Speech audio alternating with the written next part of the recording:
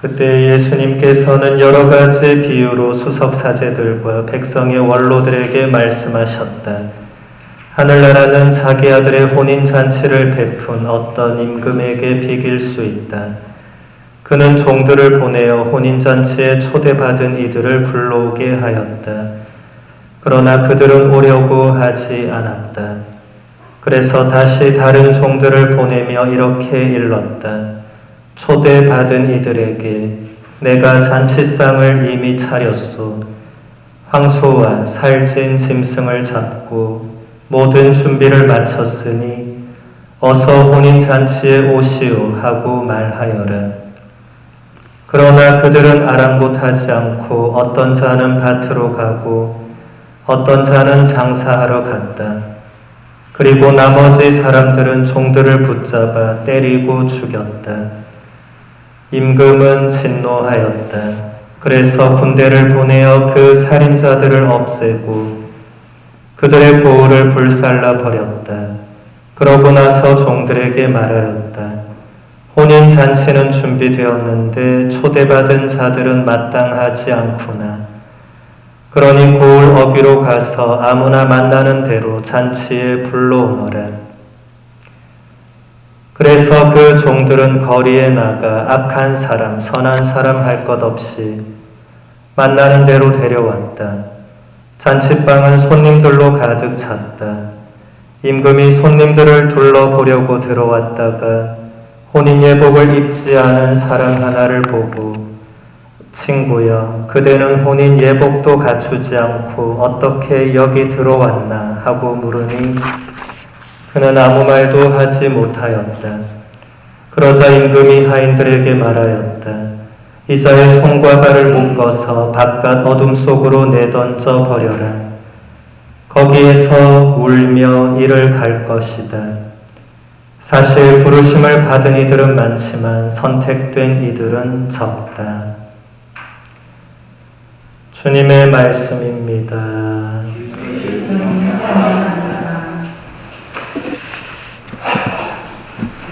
참 예수님, 한 주간 동안 잘 계셨습니까? 독서대에 주보가 없네요. 주보 하나만 좀 갖다 주시면 좋겠네요. 네, 지난 주간에 제가 과달루페 성지 순례를 다녀왔습니다. 과달루페 다 다녀오셨죠? 네, 제가 가보니까 저도 태어나서 처음 갔어요. 네, 듣기만 많이 듣고 그 과달루페 그 성지의 대성당에 이제 갔다 오신 분들은 기억을 떠올려 보시면 그 대성당 정문 그 한복판에 그 성모님이 후안 디에고 성인에게 하신 말씀이 적혀 있었죠. 너의 마음을 어지럽히지 마라. 너의 어머니 내가 여기 있다. 굉장히 인상적인 말씀이죠. 근데 저는 그 말씀을 과달루페 가기 전에 어디서 보았느냐 하면 프란치스코 교황님의 첫 번째 권고인 복음의 기쁨에서 교황님이 직접 이 말씀을 그 문헌에 넣으셨어요. 그래서 제가 기억이 나더라고요. 근데 그때는 그냥 그런가 보다 이렇게 생각을 했는데 가서 보고 또 그 성지 가이드에게 설명을 듣고 굉장히 놀랍더라고요. 그 후안 디에고 성인이 아무것도 모르는 그냥 인디안 청년이었는데 아무것도 모르는 젊은 청년에게 성모님이 나타나셔서 당신의 그 메시지를 전달하시고 그 메시지를 전달하는 과정에서 이제 그 지역 교구장 주교님이 후안 디에고 성인의 말을 받아들이지 않는 그 과정들 이런 것들에서 전 많이 놀라웠습니다. 제가 유럽의 성지들을 많이 갔는데 굉장히 스토리도 달랐지만 느낌도 달랐고 또 무엇보다도 그 과달루페 성모님의 그 성화 있죠. 우리 여러분들 오늘 미사후에 하나씩 받아가실 건데 그 성화도 저는 그냥 누가 그린 줄 알았어요. 저도 너무 몰랐던 거죠. 그런데 그게 후안 디에고 성인이 그 성모님께서 이제 당신 발현하신 장소에 가면 장미꽃들이 있을 건데 그것을 주교님께 가져가서 보여드려라고 해서 후안 디에고 성인이 자신의 그 옷에 그 천으로 그 장미들을 감싸죠. 그래서 주교님께 그 장미를 보여드리고 그 천을 펼쳤는데 그 그림이 나온 거죠. 그래서 그 주교님이 받아들이시고 그래서 그 과달루페 성모님이 기념품점에 제가 가서 이제 그 여러분들 선물 사려고 보니까 그 일반적인 엽서가 없고 다 천에다 이제 그 그림을 그대로 이렇게 본떠서 팔고 있더라고요. 그것도 대단히 인상적이었고 그래서 과달루페 성모님이 후안 디에고 성인에게 주신 메시지는 전혀 새로운 것은 없었고 다 예수님의 그 말씀 그 핵심적인 내용이 너의 어머니 내가 여기 있다고 하셨을 때 너의 어머니라는 단어는 요한복음서 19장에서 십자가에 못 박혀 계신 예수님이 당신 발 아래 있던 사도 요한에게 이걸 스페인어로 하면 후안이죠. 후안에게 이분이 너의 어머니시다 라고 말씀하시죠. 그리고 1500년 뒤에 성모님이 후안 디에고에게 나타나서 너의 어머니 내가 여기 있다 이렇게 하시죠. 그러면 여러분들이 착각하지 말아야 할 것은 두 요한만 성모님이 아들이 되고 나머지 우리한테 전혀 상관이 없는 전설 같은 이야기가 아니라 그 두 분은 우리들을 상징하는 인물이 되죠. 그러니까 바로 과달루페 성모님은 우리에게 너의 어머니 내가 여기 있다 라고 하시는 거죠. 그래서 성모님이 과달루페 성모님은 우리 아메리카 대륙 전체의 수호성인이시죠. 그래서 여러분들이 집에 다 과달루페 성모님 모시고 있는 분도 있겠지만 오늘 성모님 그 그림을 성모님 그 성화를 하나씩 가져가셔서 집에 어디 두시고 힘들고 어려울 때 그 성화의 성모님이 하시는 말씀 너의 마음을 어지럽히지 마라 너의 어머니 내가 여기 있다 그 말씀을 곰곰이 음미해 보시면 많은 도움이 될 것입니다.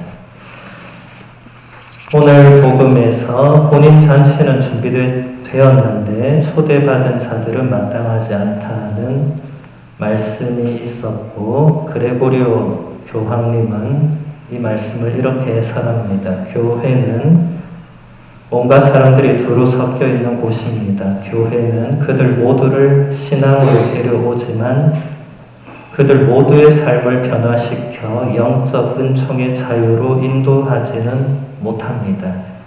그들의 죄가 그것을 가로막기 때문입니다.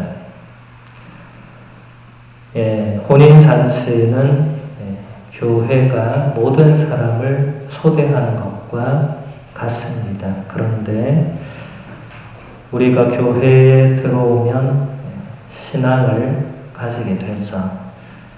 그런데 그 신앙이 우리의 모두 삶을 변화시키지는 못한다.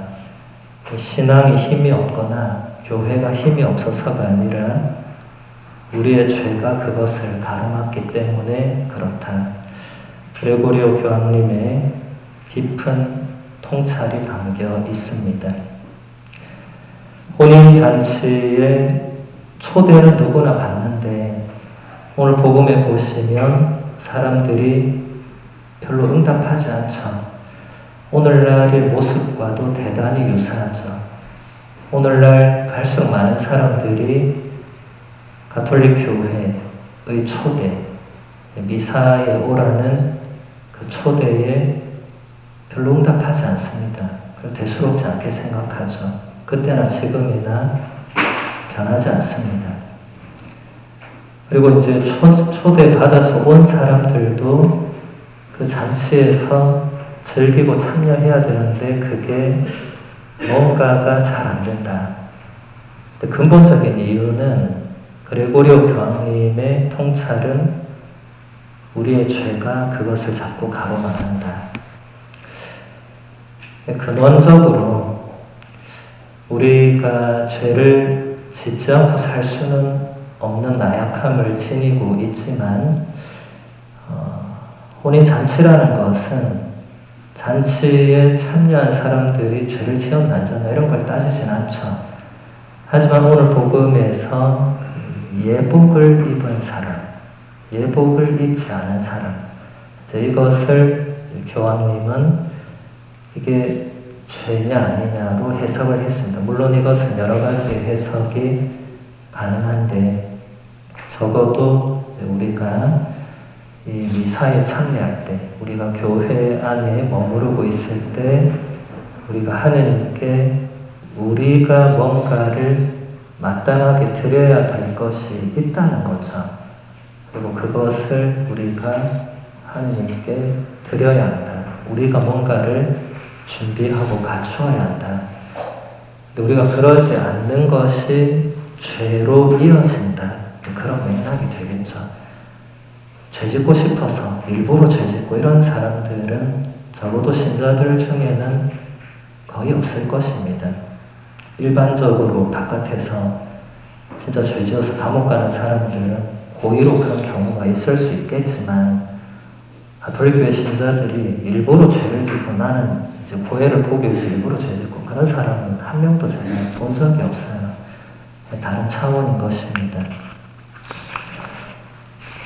오늘 복음에서 예수님께서는 하늘나라를 혼인잔치로 비유를 하고 있습니다. 혼인잔치를 베푼 임금님은 하느님이 되겠죠. 임금이신 하느님께서 보낸 종들은 구약 성경의 예언자들이 될 것이고 초대받은 사람들은 이스라엘 백성을 의미할 것입니다. 초대받은 사람들이 임금의 초대를 거절했다는 것은 예수님께서 오셔서 하늘나라의 복음을 전해 주었지만 그 복음을 받아들이지 않았다는 것을 의미할 것입니다. 또 임금이 초대를 했는데 사람들이 밭으로 가고 장사하러 가고 그렇게 했다는 것은 초대를 받은 사람들이 하늘나라보다는 자신들의 일과 관심을 더 중요하게 생각하고 있었음을 의미합니다. 그래서 임금이신 하느님께서는 기존에 초대받은 사람들 이외에 아무나 만나는 대로 잔치에 불러오라고 초대하십니다. 이것은 이스라엘 백성을 이제 넘어서서 세상 모든 사람들을 하느님 나라의 잔치에 초대하신 것을 의미하겠죠. 놀랍게도 이번에 하느님 초대에는 선한 사람이나 악한 사람이나 할 것 없이 아무나 다 올 수는 있습니다. 선한 사람에게나 악한 사람에게나 똑같이 햇볕을 비추어 주시고 비를 내려 주시는 하느님의 한없는 사랑과 자비가 여기서 잘 드러납니다. 그런데 일반적인 혼인잔치에서도 우리가 마땅한 예복을 갖추어야 하듯이 하느님 나라의 잔치에 참여하기 위해서도 하느님의 뜻을 충실히 실천하는 삶을 살아야 한다는 그런 조건이 따르게 됩니다. 우리가 결혼식에 반바지나 추리닝을 입고 가는 사람이 아무도 없는 것처럼 하느님 나라 잔치에 참여하기 위해서도 우리의 몸과 마음의 준비를 잘 갖추고 하느님의 뜻을 실천하기 위해서 노력하는 그런 예복을 입어야 한다는 것입니다. 그렇게 하지 않을 때 우리는 초대는 받았는데 쫓겨날지도 모른다는 것을 예수님께서 가르쳐주고 있는 것입니다. 사실 부르심을 받은 이들은 많지만 선택된 이들은 적다. 하느님께서는 세상 모든 사람들을 당신의 나라로 초대하시지만 사람들은 그 하느님의 부르심에 별 관심 없이 자신의 일과 관심사를 생각하면서 살아갑니다. 잔치에 초대는 받았지만 밭으로 가고 장사하는 사람들과 같습니다. 예수님께서는 당신의 살과 피를 우리에게 아무런 조건 없이 내어주시고자 이 미사에 또 매일의 미사에 우리를 초대하시지만 우리는 그 초대를 대수롭지 않게 생각하면서 세상 일에 더 마음을 쏟으며 살아갈 때가 많습니다. 어떤 성인은 만약에 사람들이 참으로 미사의 신비가 어떠한 것인지를 알고 있다면 온 세상 모든 성당들은 미사 때마다 앉을 자리가 없이 사람들로 터져나갈 것이라고 말했습니다. 하느님께서 우리를 부르고 계신다는 것 자체가 얼마나 큰 은총이며 놀라운 일인지를 깊이 생각해 볼 필요가 있습니다. 그리고 나는 하느님의 부르심에 얼마나 충실하게 응답하면서 살고 있는지 성찰해야 할 것입니다. 하느님의 부르심을 대수롭지 않게 여기면서 그 부르심을 거절하며 살고 있지는 않은지, 또 미사에 참례하러 오는 것도 하느님의 초대에 대한 충실한 응답으로서가 아니라 그냥 습관적으로 혹은 나의 어떤 바램이나 갈망을 채우기 위해서는 아닌지 우리의 마음을 돌아볼 필요가 있습니다.